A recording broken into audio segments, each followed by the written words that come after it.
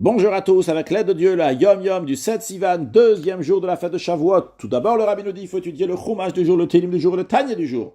Puis le Rabbi nous parle de Birkat Kohanim, la bénédiction que les Kohanim bénissent le peuple juif. Et la coutume Chabad, comme la coutume Ashkenaz, c'est que cette Birkat Kohanim, cette bénédiction, est faite uniquement lors de Yom Tov, les jours de fête, lorsque tout le monde est en férié, qu'ils ne vont pas travailler, ils n'ont pas les soucis de la Parnassa, et uniquement de la prière de Moussaf lorsqu'ils vont bientôt manger, ce qui n'est pas le cas de Shabbat, qu'il n'y a pas cette joie, cette tranquillité qu'il y a le jour de Yom Tov, et ni les jours de semaine. Bien qu'à noter que le Rabbi dit que lorsque quelqu'un il a besoin d'une Birkat Kohanim, il va dans une communauté séfarade dans laquelle il y a la Birkat Kohanim en semaine, et il reçoit la bénédiction des Kohanim. En tous les cas, la bénédiction des Kohanim commence avec Yevarechecha, Hashem, Veishmerecha, que Hashem te bénisse et te garde, etc. Il y a 3 versets. Yevarechecha, Hashem, Veishmerecha, c'est le premier. Et le Rabbi nous dit donc comment on se comporte donc pour le premier verset. Il en est de même aussi pour la suite.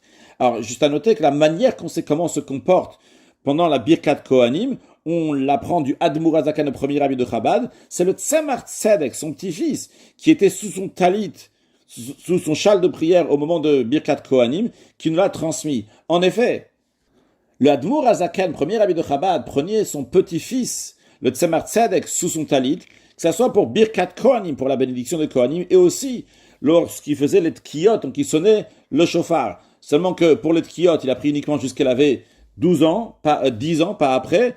Par contre, pour Birkat Kohanim, la bénédiction de Kohanim, le Tzemar Tzedek allait sous le talit du Admour Hazakan jusqu'à son mariage. À rappeler que la coutume Chabad, c'est qu'on ne met pas le grand talit, le talit gadol, jusqu'au mariage. Donc, qu'est-ce que le Tzemar Tzedek a vu sous le talit du Admour Hazakan lors de la bénédiction des Kohanim? Lorsqu'on dit là le mot Yevarechecha, c'est-à-dire lorsque les Kohanim sont en train de dire Yevarechecha, celui qui reçoit la bénédiction, sa tête, elle est au milieu. Quand on dit le milieu, c'est-à-dire que sa tête n'est pas inclinée ni à droite, ni à gauche. Après, lorsque les Kohanim disent le nom de Dieu, Yevarechecha Hashem, à ce moment-là, celui qui reçoit la bénédiction, sa tête est inclinée vers la droite. Donc, il correspond à la gauche du Kohen qui donne la bénédiction.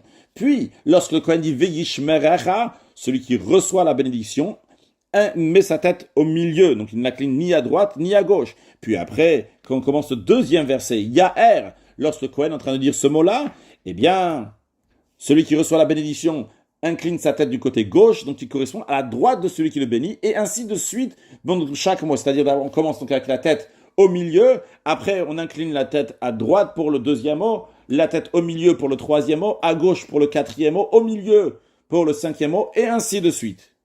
Encore un point en ce qui concerne la Birkat Kohanim.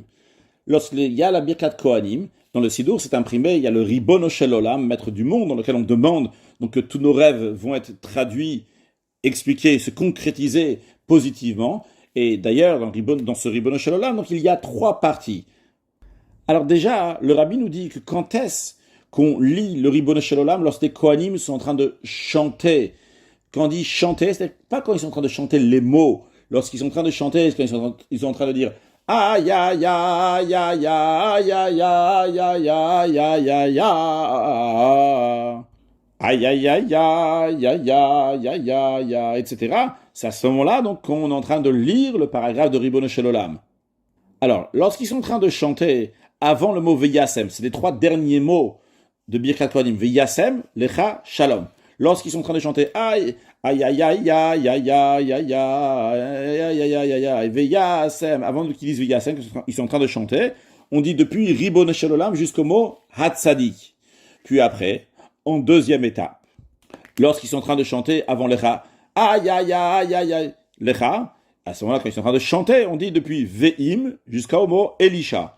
Puis après, lorsqu'ils sont en train de chanter avant de dire le mot Shalom, on lit depuis Ukeshem jusqu'à Letova. Et après, lorsque les Kohanim sont en train de dire le mot Shalom, le dernier mot de la bénédiction, à ce moment-là, on dit Vetishmereni utroneni vetirtseni. En même temps qu'eux, ils disent Shalom, on dit ces 3 mots-là.